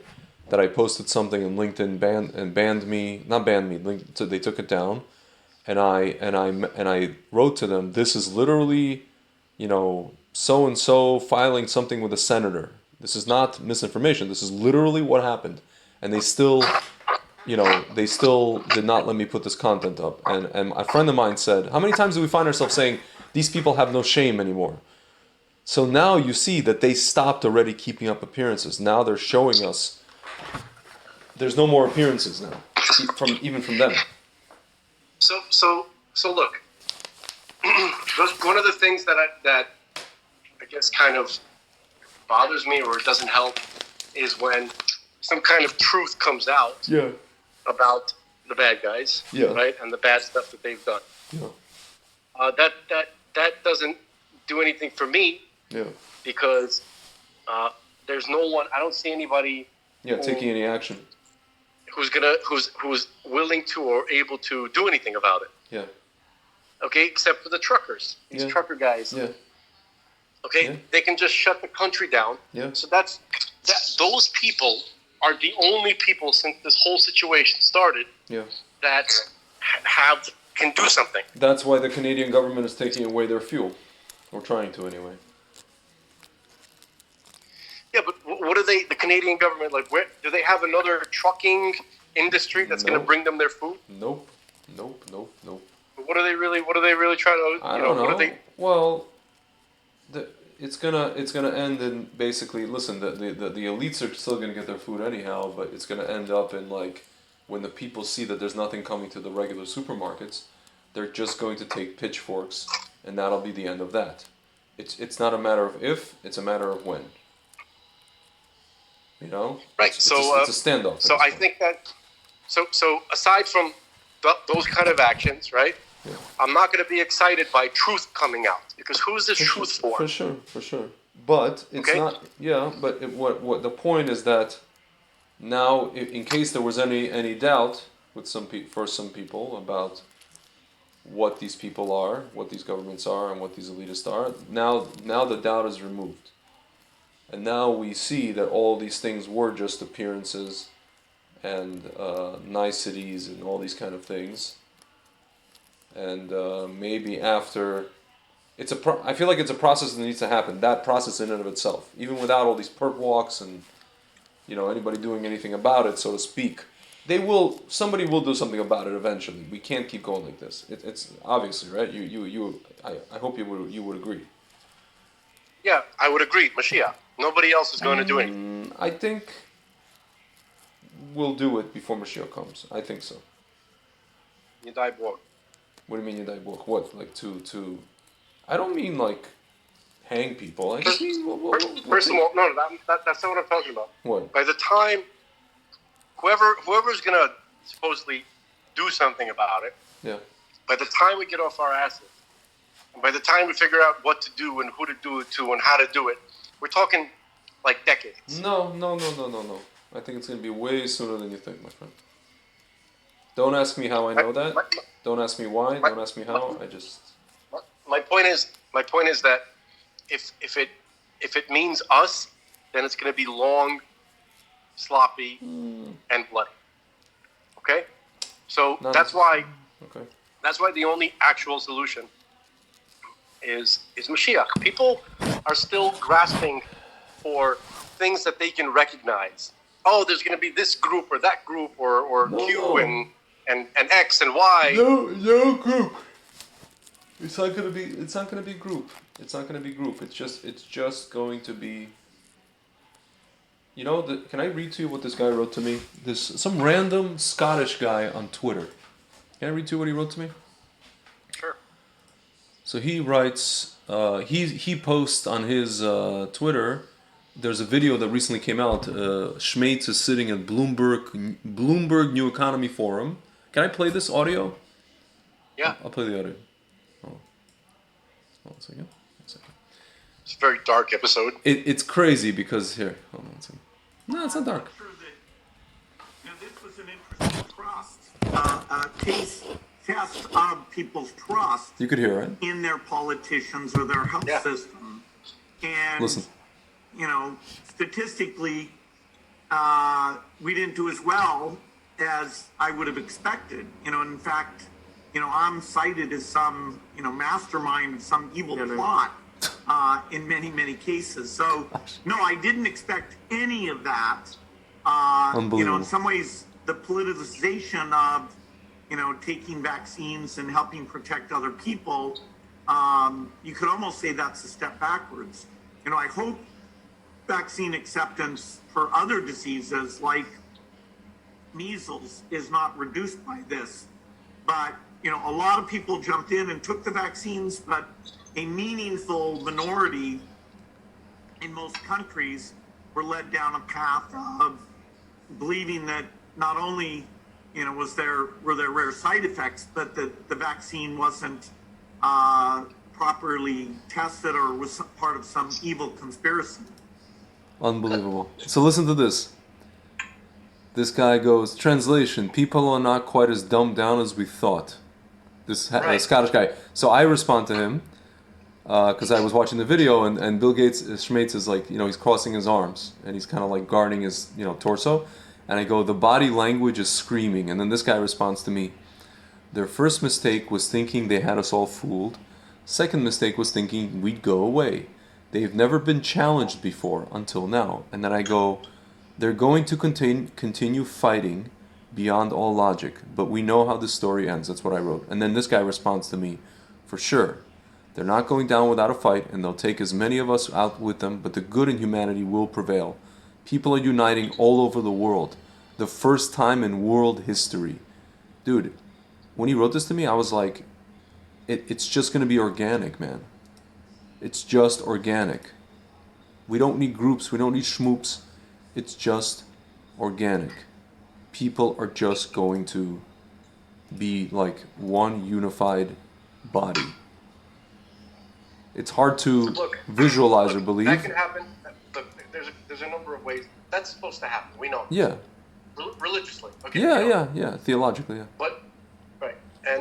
But the issue is it can happen in a few different ways. Yeah. Okay. The best way, the cleanest way, the quickest way, the smoothest way, and also the most effective way is Mashiach. Yeah. I hear. But people don't accept Mashiach as a reality, so they're waiting for some organic process. Okay? Listen. Unfortunately, man. Listen, man. Unfortunately, there's a lot of Christians that accept some kind of redemption, whatever version of their thing is, whatever. Or you want to talk about, like, if you want to talk about evangelicals,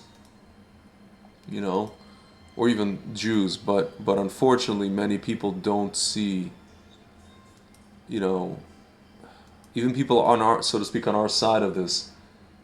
There's a lot of secular people who are just kind of like, they want to just take matters into their own hands. And listen, and there's, I understand that, but I'm not talking about them. Yeah. If Mashiach comes, they will adjust quickly to. I hear. No, of course. You know what I mean? But Mashiach has to come to a populace that's waiting for him. No. Okay, this is the epidemic. I'm not gonna rip your head off. Okay. Okay. But this is the sickness of the world right here. I know. What you just said, okay, and especially I would say the sickness of the world because it's the sickness of the frum world. Oh, that's for sure, 100%. Mashiach, listen, I want to say this, Greg, to you as much as everybody else who's listening. Mashiach does not have to come to a A ready world doesn't need a Mashiach. An unready world needs Mashiach. Mashiach comes to ready the world. You understand? Yeah. He's not coming. Like, what's the point of him if everything is already done when he gets here? That's not what I mean. No, that's not what I mean by ready world. What I mean by is that there is a critical mass of people who are, because listen, when Mashiach comes, the world is going to be different. There has to be, at least in the Jewish world, a critical mass of people who are basically sitting and saying, and I'm talking about specifically Frum people, because there are a lot of Frum people who don't, you know how many times I hear that, I've told you this before, oh, I hope Mashiach, they believe in Mashiach, but they're like, I hope Mashiach doesn't come before I finish my business project, it's this thing that I want to do. These idiots, right? They don't understand that you don't need to do that when Mashiach comes. He'll finish it for you, if anything, And it's right. like, it has to be a thing where people have to get out of their heads of that and say, I am ready for a different world. That's basically it. Because at the end of the day, man, it's kind of like, imagine a guy standing at a bar.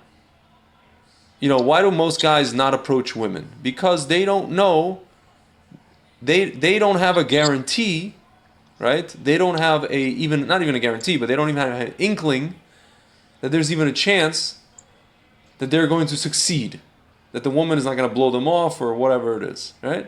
So the guys don't even bother. So they have a man has to know when he sees that woman at the bar, wherever he sees her, that she's going to be at least partially makabel him. And right, I think, but and that's I think not that the case with Mashiach. I hear what you're saying, but it's. What do you mean? This is not my opinion. Mashiach Okay, so doesn't have to come. So here's my question. World. Okay, here's my question. I keep hearing this idea. Were the Jewish people ready for Moshe Rabbeinu when he showed know, up? but I keep. Well, yeah, no, they were not, because they rejected. Like, I keep hearing this idea that half the people are going to reject Mashiach. He's going to be rejected. It doesn't matter. Just let him come. Whatever process works out. It doesn't have to be. Look, whatever the negative predictions are, right? Whatever the negative prophecies are, you know this. They don't have to occur. The positive ones have to occur. The negative ones do not have So how do we know that that's not going to be messy either, compared to messy? We don't know. Just let him. But we do know that he needs to show up. That's when the process really is wrapping up. That's where you know that when Mashiach shows up, that's when you know the final touches are now being put. The world is actually being fixed. Okay, but he has to show up. Yeah. Not behind the scenes, not sitting in the vents, not floating in a different dimension. You know what I'm saying? It has to show up. I get it. Yeah. Okay? Listen. I'm a human man, born of just mother. So you know, I'm born right there. of, I'm right there with you. I just, it seems like a lot of people are again in the Frum world. They're afraid of it because they're afraid of getting even into that thinking because of the whole. I don't want you to worry about what they're Shabtai thinking. Tzvi thing, and it's just like so sad. Look, sad. Rabbi Kessin is wrong. Listen, about Rabbi what? Kessin is wrong. About what? He's a person who feels that Mashiach can't show up until the Jews do teshuvah. Okay? His idea that we can somehow make it that the Jews will learn Mishnah, and then he's not being realistic, and he's not correct about that having to happen. He isn't. Okay? It's part of just being a Litvisha person. It is a certain level of gullus that even they can't see their way out of. Okay? There is no reason that is available to us. Here's the reality, and this is what people really have trouble with. The reality is, enough with the bullshit. There's no legitimate reason why Mashiach has not showed up yet. You're not going to find that's actually true. A Torah-based reason. That's actually true. Okay? The answer for why he hasn't showed up yet is not available. Can I tell you a secret, man? I don't know if I told you this. I'm standing. This is like the Kiddush recently at Shabbos. This past Shabbos. in Chabad, and this rabbi, who I'm fairly, not super close with him, but we know each other. And he goes to me, "No, what's new?" And again, I'm one of these people. It's like Larry David moment. I'm grasping at straws at what to say. I don't know what to say because he's the kind of person. I never felt like I could just have this kind of like. He's very into Torah, and you can't really have trivial, mundane conversations with him. Right. And so I go to him. I'm like, you know what? Let me just tell him the truth of something to maybe, or at least the topic he can relate to, maybe not the content of what I'm going to say. And I go to him. And I point to the shelves, with all the Gemaras and across the room and all the different things. And I go to him, I'll tell you what's new. Lately I've been trying to, garner or reignite my enthusiasm for, and I point over there, for davening, for this. And he didn't understand what I was like, I'm pointing at the books. He's like, oh. And then you know what I said? I go to him and I blurted this out. And I got it actually from a friend of mine who said this, a friend of mine in Jerusalem, and I kind of get it. I told him, I've been a Baal Tshuva, I'm on the 10th year. You go in these, it's already 10 years of the cycle of, the holidays and all, keeping all this and keeping all that and reading the Parshas and the 10 cycles of this I already went through. And I go to this rabbi who's been from all his life. I go, at some point you get the point. Where's Mashiach already? I don't know. And then I go, I don't know if you can relate. And he had nothing to say to me. He looked at me like I had 7 heads. And he was just trying to get out words and no words came out. And I just was looking at him. I literally was like, I wanted to tell him again, I got the point. Rabbi, I got the point. I've done this for 10 years already. I got the point. I got all the messages I needed to get from every parsha, from every holiday, from every shiur, from every rabbi, from every Israel in America and Flatbush and every event I went to and this and Mechazek and Shmechazek. I got the point. I get it. I daven what I need to daven. I learned whatever it is. I don't know. Maybe I should learn more. I don't know. I got the freaking point. Just finish it already. Все понятно, блин. It's enough. So I'm going to say something controversial, and I of course I might be wrong. I'm comfortable with that. Don't worry. I'll tell you if it's valid or not. Oh, thank you. People who don't live, if a person thinks that they're a religious Jewish person and they live without Mashiach as their primary focus, meaning the work that you're doing is to bring Mashiach, and you have to think about that's the whole point of waking up in the morning. Yeah. That's what God wants for Mashiach to come. Yeah. Okay, and if you're not thinking about it at every moment as the prime. Yeah. The prime directive, to borrow a term from Star Trek. Yeah. If that's not your prime directive, if that's not your main motivation for doing what you're doing, you are not practicing Judaism. Yeah. I noticed that most people are like, how many people do you know that don't practice Judaism? A lot. Or think they do? A lot. Yeah, they actually think that they say, just do, don't worry about, when he'll come. What the flip are you talking about? I tell those people, I'm like, pardon my language, what the fuck are you talking about? Listen. This is like I have a beef with some of the rabbis, even the ones that I like. Yeah. The kind of stuff that they say to people is only for people who are not in the heat of agony. Yeah, I know. They're not right in the middle of it, like the kind of stuff that they say. Like you'll hear a lecture and they'll tell there'll be questions about hang on one second. I'm sorry, 1 second. Mm-hmm. I'm gonna have to call you back and I'll dedicate the rest of this podcast to Shlema of Falik Ben Esther, my uncle. Falik Ben Esther, amen. Yeah. Okay. So That being said, now there's pressure to produce Torah, but we can finish the discussion that we were having. If you can recall where we left off. I don't recall actually. Oh, we were just talking about the whole Mashiach thing and how people in the frum world and I was just saying the whole like I get the point thing, you know.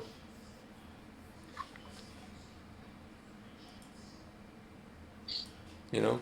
Well, what do you mean? No, I was mentioning the whole thing of like that I told the rabbi I got the point. After 10 years, I got the point, so to speak. You know. Oh, right. Like basically, it feels like something's missing. Feels like we're not growing here. Yeah. We're not. It feels something missing. It feels. You know, it's funny. Like, dude, I'll make confession. I had not davened a full Shachris morning prayer with tefillin. Like, I put on tefillin, you know, even not so frequently. And last time I put on tefillin was a few days ago, and it was like in the afternoon. But this morning, I literally forced myself. I had not davened a Shachris with tefillin in like a few months. Besides maybe like a minyan that I went to a couple months ago. Other than that, I had not done that. A full Shachris, full, everything. And today I forced myself to do it, and I said to myself, you know, the reason that I haven't done it is there is something, because I feel, intuit in my neshama that there is something missing, that I don't even know what I'm doing this for, because like we still live in this kind of like non-Mashiach, you know, kind of horrible world, and it's been very, you know, discouraging. And I was like, you know what, maybe if I start doing that again, maybe I will invoke something in Mashiach himself. I had this very grandiose thought. I don't even know if I should have that grandiose thought. Not a grandiose thought. It's actually... Because I'm one Jew. No, but that's not a grandiose thought. That's really the way we're all supposed to be. That's the mindset that we're all supposed to have. That we all have our share in the soul of Mashiach. Yeah. Okay, so Mashiach is not really just a separate person from us who comes and, you know, we all have well, let's put it this way. Remember, we've spoken about this a few times. When God He created the world. Yeah. Okay, the 6 days of creation, right? So during those 6 days, He was rectifying the world before that were destroyed already. Yeah.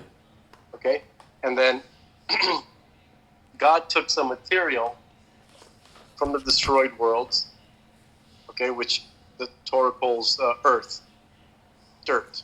Yeah. Okay, that dirt was the shattered consciousnesses of like innumerable beings that existed in the previous universes. Okay, yeah. And he took that material, this quote unquote material, these consciousnesses, okay, that were broken, and he combined them together, and he made Adam's body. Okay, which was kind of compared to what we would, you know, it was a body relatively speaking, it was not a body like ours. Yeah. Okay, but compared to his godly soul, which God infused into those shattered consciousnesses, it was a body. You know, it was a vessel. Okay, sure. So, what's the point? The point is that why did God do that? Why did God make Mashiach, which is Adam? Yeah. Adam is supposed to be the Mashiach of that universe. Why did God make Mashiach that way? Because every single person, every single creature that ever existed in those universes has a share, has a piece of themselves in Mashiach. Yeah. So everybody's connected to Mashiach in that way. We have flesh and blood invested in his success. Yeah. And our piece, you know this idea of like a quantum entanglement? Yeah. So there's a representative, like, particle that comes from us that's embedded in Mashiach. And we have control over that particle. Like if we do something on our side, the way spooky action at a distance works, right? Yeah. If we do something on our end, that will do something on the end that's embedded in Mashiach. Yeah. So you're not wrong, actually. And I'm not trying to like blow smoke up your. Yeah. Okay, if you believe the Torah is real, then this is a Torah concept, and it's real. Yeah. So any improvement, it's obvious. And by the way, I'm not too far off from what you're describing in terms of avoda. Yeah. Myself. Yeah. Okay, so that's definitely something that I have to, Yeah. Like I was davening, like 3 times a day and all that kind of stuff, and then I wasn't. And I'm trying to climb out of the pit. Yeah. You know what I mean? Yeah. Yeah. And so I said to myself, like, one thing that I was never good at or very conscious of was the mitzvah of Shema. I've never really distinguished the mitzvah of Shema from davening. Yeah. But it's not davening. It's Yeah. a separate mitzvah. Yeah. It needs to be done by a certain time, both in the morning and in the evening. Yeah. That's true. So this is like, I'm trying to get back into prayer, but first by being very strict with the Shema, saying the Shema on time. And then I'm slowly going to try to like build myself back up, as well as learning Hebrew. The other way that I in my mind that I'm rectifying or making up for not davening is rectifying the reason why I wasn't davening, because I got sick of davening in English. Yeah, I hear. It didn't feel genuine. I'm not saying I'm right. I'm just telling you that this is what went through my mind. I daven partially in Hebrew, partially in English. Like most of the brachas, the actual Shmona Esrei, the Admida, I daven in Hebrew. But yeah, the all the Psukei de Zimra, all the Psalms, I say mostly in English. The Shema, I'll say mostly, half and half. A lot of it's half and half. There's a lot of jumping back and forth, depending on what it is. Again, like I was 31 years old. Yeah. Can't be faulted. Also by you, like listen, you lived in. I don't know when you started actually davening and all this kind of stuff, but how old you were, but like, dude, I mean, I was 14, 15. I would say for the past 25 years, I think I was davening, let's say for more than half. Mm-hmm. Like 3 times a day, and yeah. I've been back and forth, but it's a struggle because it's very uninspiring. There's silly. It just sucks in English, and yeah. And so I realized that I've punished myself. Like, I'm not saying I'm being punished, but I failed. I should have learned. I should have made it a priority. Yeah. Okay, to learn Hebrew, and I just didn't. I didn't do it. So that is a capital. That is I consider that my primary offense. Yeah. And that was the foundation, and then my structure crumbled because I didn't have that foundation. Yeah. I'm trying to fix that now. Yeah. So learning Hebrew and saying Shema on time, that's kind of like my way of kind of trying to roll back. But I hear. As long as you're moving forward in some way, I think it's okay. I mean, if it's genuine and you're moving forward. Yeah. So So that's good. That's good what you're doing, and it is very important. But just don't let yourself, don't let the Yetzirah convince you. That's why Mashiach hasn't showed up yet, because you aren't out. Yeah, yeah. No, but what I'm saying is in terms of, yeah, that's all I'm saying. It was more of a thing of like, how should I put this? More of a thing of putting myself into this Mashiach realm that I just spoke about. Meaning to pull myself away, for example, from my, computer, social media, even like work in the morning, because I think I have to get right to the work, and say, you know what? Let's bring a little bit of Olam Haba, not just on Shabbat, 40 minutes of Olam Haba into my day now. And just do that. And think of it like that, as opposed to something I have to do. No, just try to put yourself. It's almost like a meditation of sorts, and just put yourself in Olam Haba. Because at the end of the day, yeah. So I'm reading something. There's a book which is called "The Ultimate Connection with God" by Rabbi Yosef Chaim Mimran. Yeah. He's a Rav. Yeah. I think he's in London. I'm not sure. Okay. And he's a Mikubal. He has a whole series of, like, if you're looking for like proper RE, Yeah. like it's on like on the internet. Yeah. If you're looking for, you're not gonna find anybody else but him. Yeah. Like Yeah. straight up. Yeah. Like he has playlists of like Otzrot Chaim and Eitz Chaim and Shari Kedusha, and the sitter of the Rashash and all that kind of stuff. Right? What's his? How do you spell his last name? Nimran. Nimran. Mimran. M or N. M like Menachem. Oh, Yosef Chaim Mimran. Okay. Mimran. I just Right. said Nimran. Okay. Right.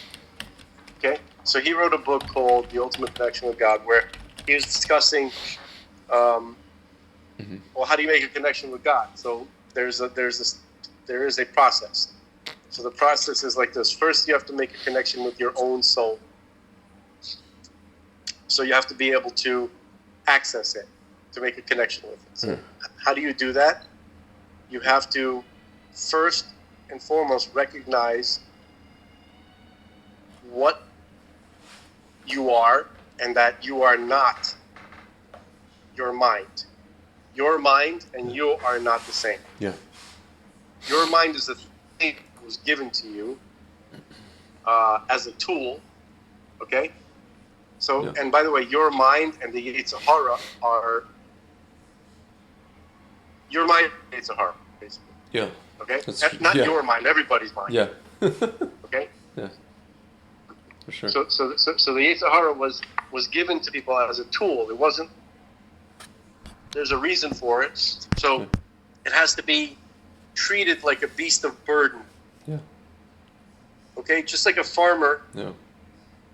would tame an ox and use that ox to plow his field. So we are supposed to use the Yetzirah as a beast of burden. We have to tame it. Yeah. But most people don't. Most people get tamed by it. Yeah. And they let it take control. Yeah. So step number one, stop identifying yourself with your mind. Your mind, you are not your mind. Yeah. Thoughts are not generated by you. Thoughts are presented to you.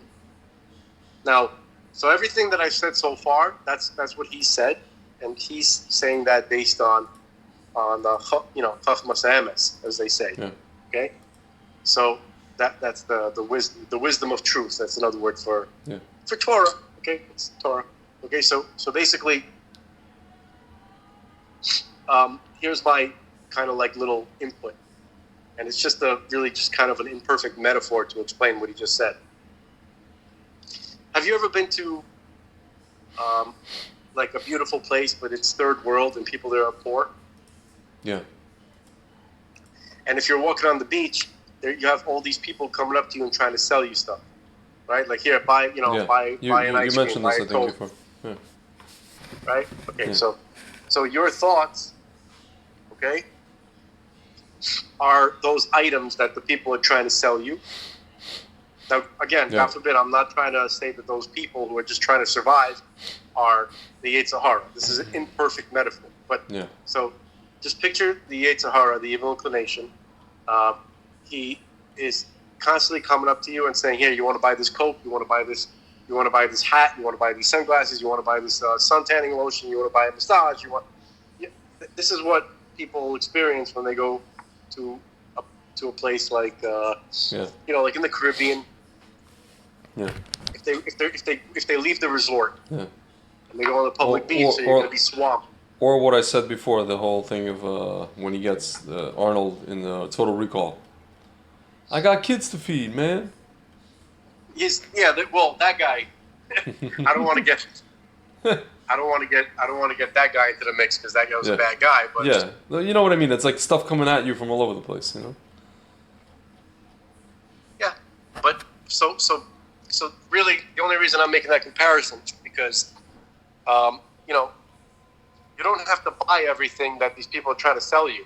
Yeah, that's true. Right? Like if you see, like if there's something that you can use, then make use of it. Right? Yeah. Like you're like, oh, I forgot my sun tanning lotion. Oh, here's that lady selling. Okay, that's useful. Yeah. Okay, you buy it. Yeah. There's no reason not to. Yeah. Okay?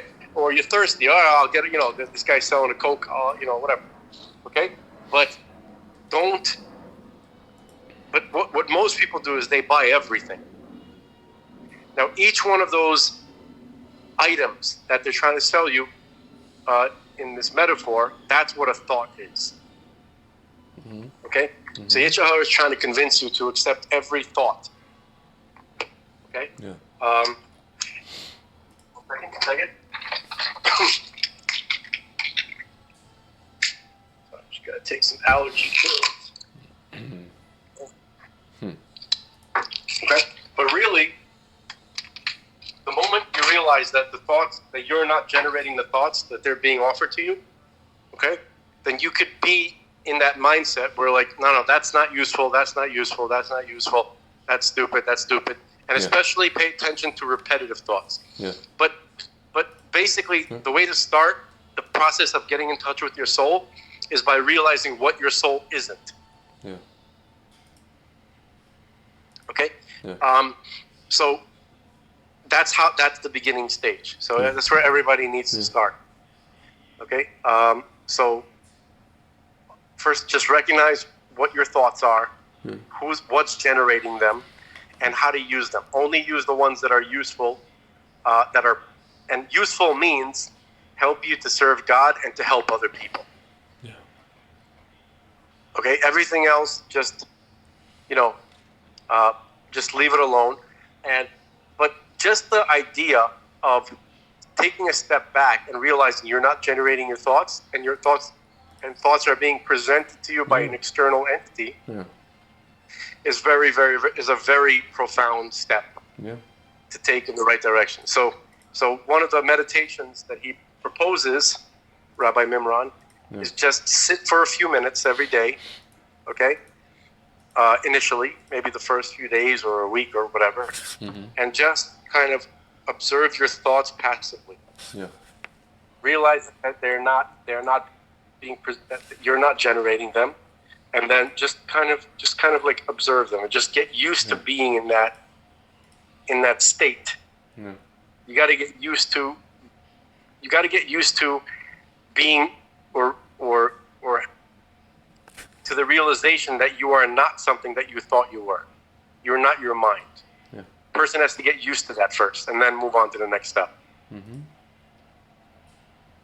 I just thought, since you mentioned, because you were just talking about like meditation or how to get. Yeah, I'll tell you that I went to a seminar that was covering what you just mentioned.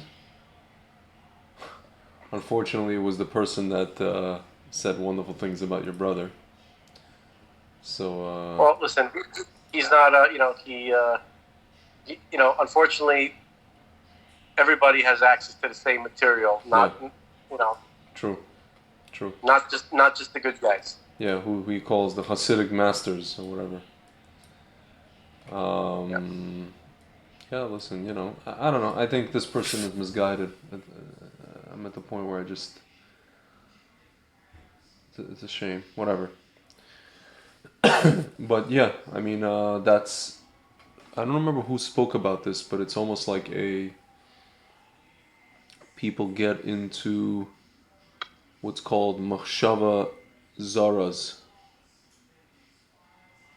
There's avodah zara, foreign avoda, and then there's machshava zara, foreign thoughts. And they call it a train. It's a train, like a locomotive. Machshava zara train. It's a reverie. It's like a river. Yeah, like a flow. And you have to get off the train, or you have to stop the train. You have to identify that you look at the train in your mind, like literally look at the locomotive train, and just make it come to a halt, to a screeching halt, literally. It's interesting. The whole technique is very interesting. See, it says, I just looked this up. Machshava zara. 8th grade Oholei Torah. Help davening is so hard for me. This is actually Rabbi 11213.org. This is Rabbi Friedman's website. And there's a whole shiurim about this. Interesting. Right. Yeah, here you go. ShulchanAruch.com. Machshava zaras, foreign thoughts.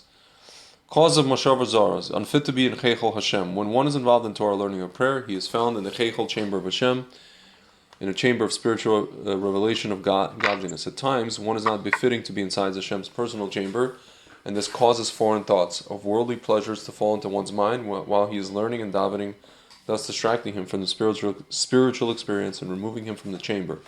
This is based on the Zohar, which states that one is judged in every heichal he enters of spiritual experience to see if he is fit to receive it, and if not, he is banished. The banishment is accomplished through the challenging him with foreign thoughts. One is responsible for his own machshava zaras. Sorry. Oh my goodness. In general, machshava zaras during Torah and prayer come as a result of concealment from one's body and animal soul, especially after the sin of Adam and during the times of exile. Nevertheless, even these thoughts would not be of such great disturbance and concealment if not for the fact that the person himself aggravates the situation. Majority of disturbing thoughts during Torah and prayer are instigated by the person himself. For example, if thoughts of parnasa trouble a person during his Torah and avoda, it is due to his own negligence, as if he would contemplate the blessing for parnasa comes from Hashem, he would not at all be troubled by this. Purpose of thoughts is to subdue them. Thoughts of evil are drawn to a person from the heichalot of klipa. They are brought in order to be subdued and pushed away from the person's mind. Through doing so, one removes the concealment of these heichalot of klipos, hence breaking them and causing God's infinite light to be istalek in all world in all worlds. Istalek like hishtalshelus or is istalek means istalek. Withdrawn. Okay. Withdrawn. Okay. This subduing of evil thoughts is accomplished by one removing his mind from the evil and focusing on holy matters. How to banish machshava zaras? It's not much longer, just real quick. Machshava zaras. It's possible when you sleep you don't have worries. Just as when one drifts to sleep he has no worries of foreign thoughts troubling him, so too when one is davening, it is possible to rid oneself of all foreign thoughts and internal disturbances. The fact that one can fall asleep without being troubled by foreign thoughts proves that in truth they are not so important, and it is certainly possible to rid oneself of them throughout his prayer. If one can get rid of foreign thoughts for a physical matter, then certainly one can do so for prayer, which is for the benefit of their soul. External disturbance, contemplate its purpose is to disturb you so you have greater kavanah. In Tanya, the Alter Rebbe explains that at times the disturbance is purposely brought onto a person in order so he strengthen his concentration. He explains as follows: when a Gentile is disturbing one's prayer, it is a spark of the Shekhinah in exile.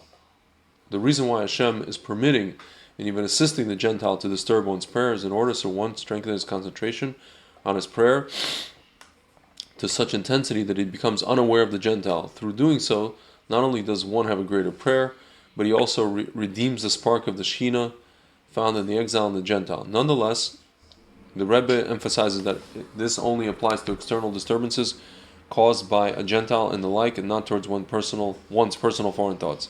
Midas Hanetzach. In order to overpower one's foreign thoughts, which become like a river, like you said, one needs to arouse within his soul the Midah of Netzach, stubborn determination to banish the thoughts.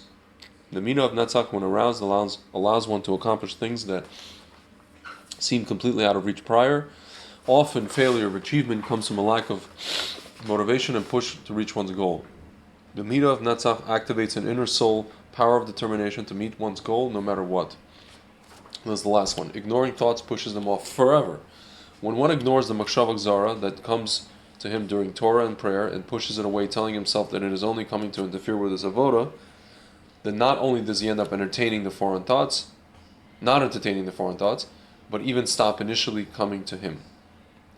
So this is all from here the sources: Or Torah, the name of Baal Shem Tov, and the name of the Zohar.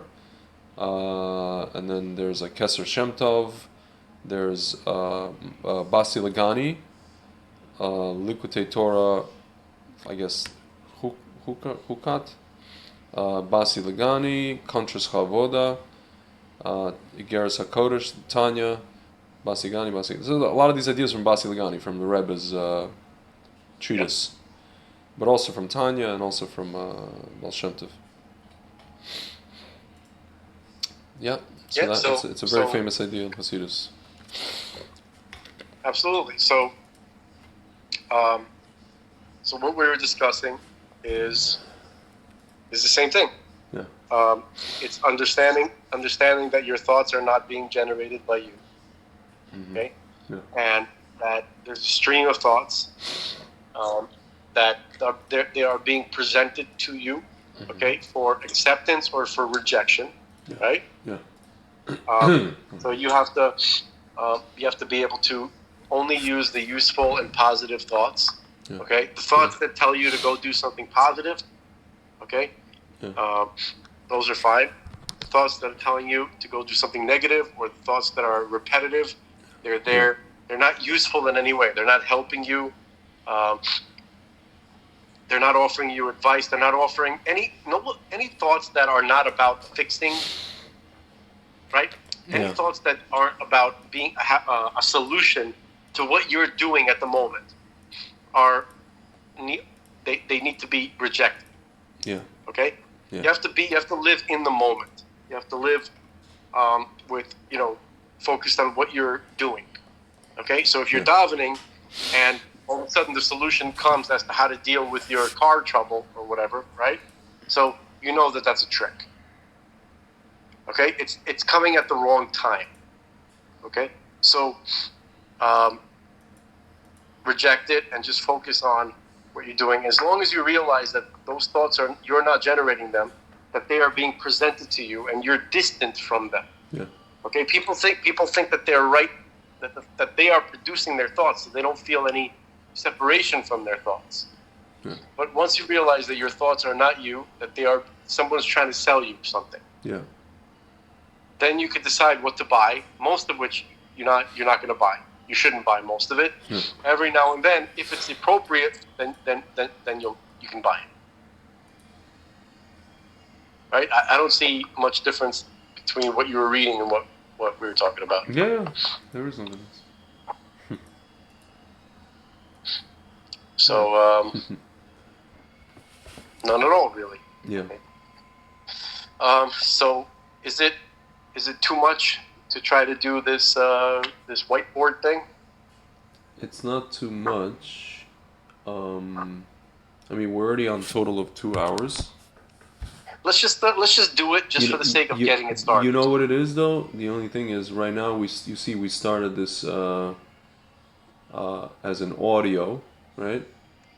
Okay. And then I'm gonna have to. What I normally do is I use this very, very simple online tool to just create a very small file. I figured out how to do that, but now that we did this as an audio. Now I have to fuse it with the video that we're, I guess, going to do. It's like I just went through literally a travail to finally get the last the previous. I got the solution. I got this. Sorry to interrupt you. I what's got the the solution? solution. So like let's say even the episode last night Yeah. and then today. Mhm. So yeah, last night was 47, right? Mhm. So you could do like the audio part 47 part 1 Okay. and then the video part 47 part 2 and then we could do the same thing with the 48. We can do that. We can do that. Okay? And then starting like the next time tomorrow or the next time. No, but this is already. Uh, No, I already posted the whole 47, so we could do this. We could start doing this now with 48. What you're describing. Oh, you did. Oh, you succeeded. I with did. I 47. succeeded. It just took me all day because the thing was like Oh, man. Viciela. It was hanging. It was like Where is it? I don't see it's it. on. I just put it up just now. Finally. Oh, I see it. I see it. Finally, like I see it. it was just impossible. Whatever. So it's one of those things No, like whatever. We yeah. So I guess we can, if there's going to be like, to a whiteboard thing, then we could just do straight to Zoom. We can. And But, then okay, so and then I'll post this as part 1 of 48 part 1. Yeah. And So, then, so let's do a test run of this whiteboard thing. all right. So let's go on Zoom, and this is going to be part 1, and this I will post. I don't know about you, but I'm excited. I'm excited too. This episode was a little bit, this is a little bit serious. It was a little It was too actually serious for us. I don't know. It was very good. I found it to be very good. I don't know. It's good, but it was a little bit too adult, a little Really? too serious. I don't know. Not enough shtick. There was a good amount of shtick in the beginning with the whole Russians thing. I don't know. This is kind of a female episode, but it's okay. I don't know. Really? It's me. Yeah. I don't know, man. I don't know. I think it was good. Hold on. I want to see. Okay. Okay. So. All right. So you're gonna send the Zoom thingy. Yes, I will send you Zoom. So let's get off. Let's just get off of WhatsApp and. All right. We shall reconvene. I am waiting. All right, sir.